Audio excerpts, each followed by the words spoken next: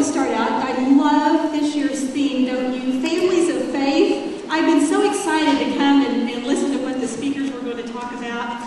But in order to get ready, I thought I'm just going to study up on Proverbs 31. Because I figured if anybody had a family of faith, it was that woman. But I know there's 31 verses in that book, but I can't get past verse 28 because I start daydreaming. And it says, her children will rise and call her blessed. Her husband too.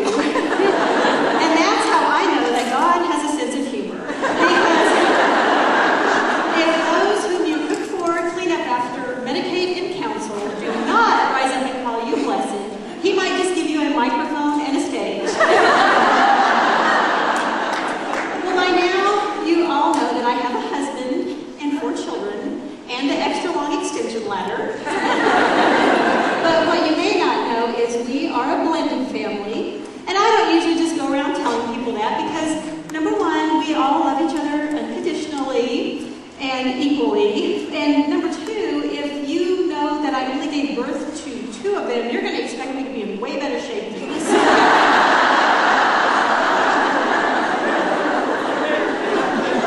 But before we became a blended family, I suddenly found myself a single mother of a newborn and a toddler.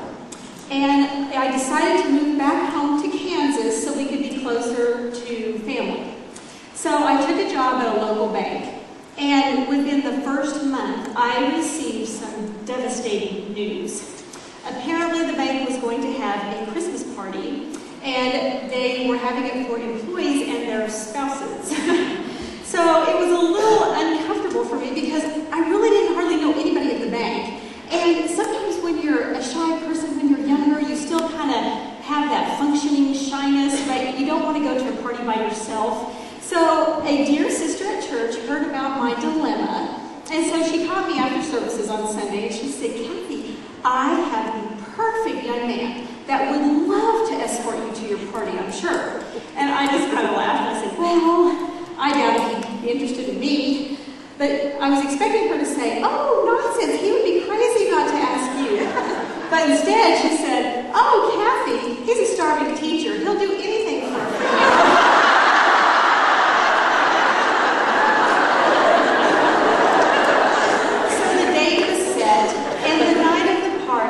I felt like Cinderella. I didn't have a fairy godmother. Let me take my earring off. So I didn't have a fairy godmother, but I did have a sister with a Singer sewing machine. And she made me the most beautiful dress, and it was made out of black velvet trimmed in rhinestones. And we get to the party, and it was at the high rise of a downtown building in Wichita. And we stepped out onto the marble floor from the elevator, and the room was huge, and it was circled with windows. And we mingled under the chandelier. A man grabbed my coat to hang it up, and the waiters were weaving through the audience, handing out hors d'oeuvres on silver platters. Things were going fabulous.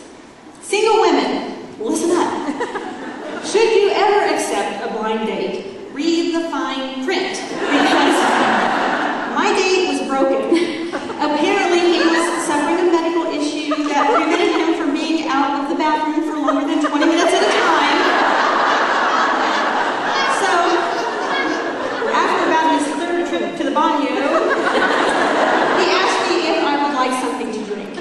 And I said, I would just love a Diet Coke. So we get in line, and we're waiting there for a drink, and it takes almost 15 minutes. So by the time we get our drinks, he had to pass them off to me so he could take another trip to the bathroom. So I'm standing there in the middle of the room thinking, okay, how do I look nonchalant? But as luck would have it, I noticed a pianist and a harpist over in the corner by the window. So I thought, okay, I'm just going to walk over there and act like I'm going to listen to them. I get to the piano, I put my arm on it, and I thought, now would be a good time to take a drink. So I get ready to take a drink, and oh, I had the worst pain in my bridge of my nose, and I thought, I hope this is not a migraine coming on. What a time for that. And so I looked around, and I thought, okay, that didn't work so well. Let's try that again. So I get ready to take another drink, and the harder I try to get my lips on the rim of the cup, the worse my nose hurts. And I thought, what is the deal? And I noticed my stir stick was missing. So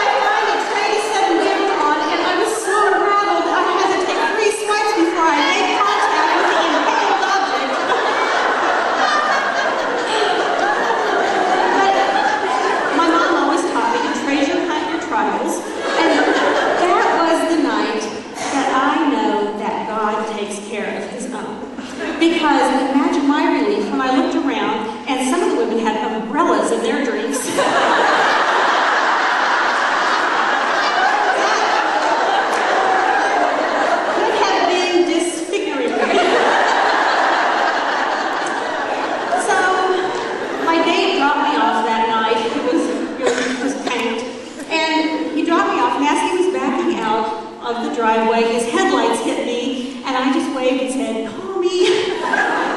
And he never did.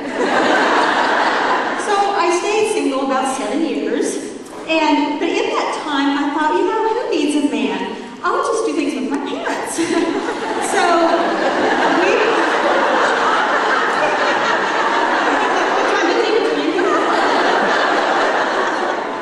And I just want to say ahead of time, sorry, Mother, about my next story. I can't write these things. They really are true stories. I've had people ask me. So we planned this fabulous trip to New Mexico to see my college roommate. And we take the kids, they were 2 and 5 at the time. So we get to New Mexico and we had so much fun. We saw these little Indian villages and artifacts, and I let each one of the kids pick a little souvenir, because that's what you do when you're on vacation.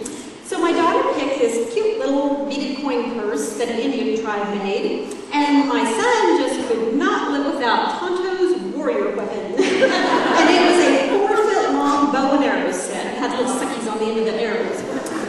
Well, the day we were getting ready to leave, it was discovered that the bow would not fit in anybody's suitcases.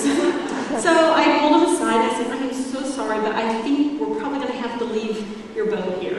Well, he started crying and the tears came, and so Grandma came over and said, "Well, I'll just put it in my carry-on." Well, her carry-on is actually a shopping bag, and so it stuck out about 2 feet.